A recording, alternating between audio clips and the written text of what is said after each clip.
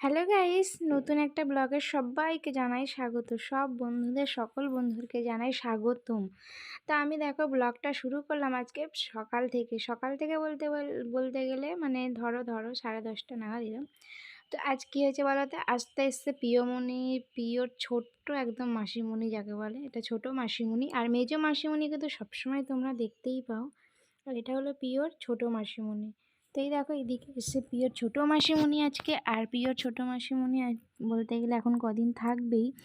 তো চলো আজকে কী করছি, আজকে সারাদিনের ব্লগটাই তোমাদের রাত্রির অবধি পুরোটাই দেবো। তো আজকে ব্লগটা দেখতে থাকো বন্ধুরা, আশা করছি তোমাদের কিন্তু ব্লগটা কিন্তু খুব ভালো লাগবে আজকের ভিডিওটা। তো সকালবেলায় দেখো বোন এসে গেছিলো, আর বোনকে দিয়ে দিয়েছিলাম টিফিন খেতে। তো একবারে দেখো দুপুরবেলার খাওয়া দাওয়া নিয়ে একবারে চলে এসেছি। আর দুপুরের খাওয়া দাওয়ার মেনু কী হয়েছে দেখো, সয়াবিন আলুর তরকারি হয়েছে, আর তার সাথে হয়েছে মাংস। তো এইদিকে মুরগির মাংসের ঝোল হয়েছিল। আর পিওর দাদাই আর কি, যে এসছে বোনের ছেলে, তো প্রচণ্ড দুষ্টু যাকে বলে একদম। তো চলো আজকে সন্ধ্যের টিফিনটা কী খাবো, তো সেটাও চলো আজকে শেয়ার করি তোমাদেরকে। তো এইদিকে দেখো শিবরাত্রিরে সাবু তো অনেকটা ভেজানো ছিল, তো সাবুটা তো অনেকটা ছিল বাড়িতে।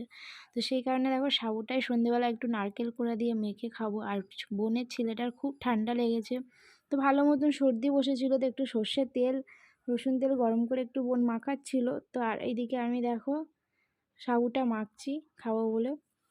তো নারকেল দিয়ে আর চিনি দিয়ে আর নুন দিয়ে সাবুটা মাখলে খুব সুন্দর কিন্তু খেতে লাগে হালকার মধ্যে।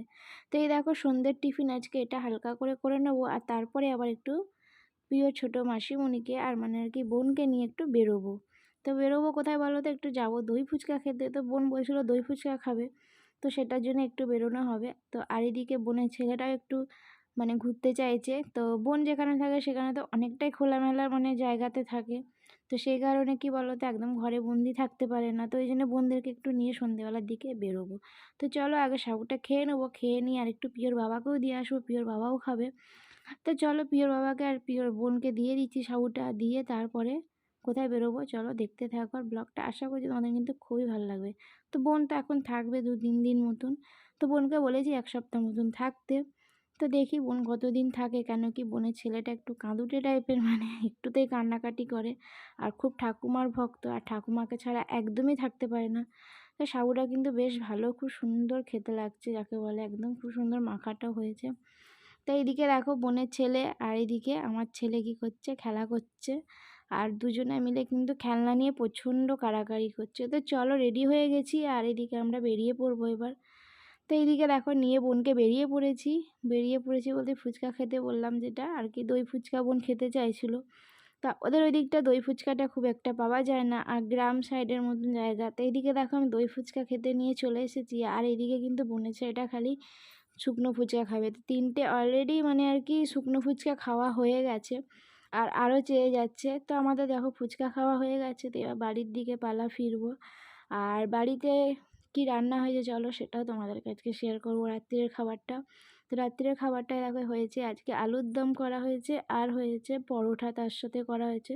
তো আজকে রাতের মেনুটা এটাই আছে। আর সকাল থেকে তো মাংস ফাংস খুবই খাওয়া হচ্ছিলো, তো মাংসও ছিল। আর এদিকে খাবো একটু আইসক্রিম। তো এই দেখো আইসক্রিম এখানে ফ্রিজে রাখা আছে, এটা ঠিক আইসক্রিম না, এটা হলো কুলফি। তো ব্লগটা বেশি বড় বন্ধুরা করব না, ব্লগটা আশা করছি তোমাদের কিন্তু খুব ভালো লেগেছে। তো ব্লগটা এখানেই বন্ধ করব, আগামীকাল কিন্তু নতুন ভালো ব্লগ নিয়ে আবারও আসবো। আজকের মতন এখানেই টাটা, বাই বাই বন্ধুরা, গুড নাইট।